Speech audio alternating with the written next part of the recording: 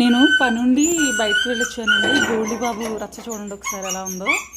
అరగంట కూడా అవ్వలేదండి. వీడు చూసారా ఎలా ఏడ్ చేస్తున్నాడో.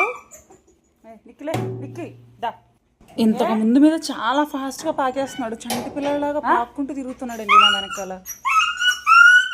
ఏమైంది ఏమైంది? పడుకో అలా ఉండు ఎక్కడికి వెళ్ళావని అడుగుతుంది. ఛాన్స్ ఇచ్చి టైం ఇస్తే చాలండి. ఎన్ని చాడీలు చెప్తాడంటే.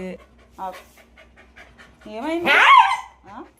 జస్ట్ పక్క వీధిలోకి అండి షాప్కి వెళ్ళొచ్చాను. అంటే కూరగాయలు అవి తెచ్చుకుందారనేసి వెళ్ళొచ్చాను అనమాట.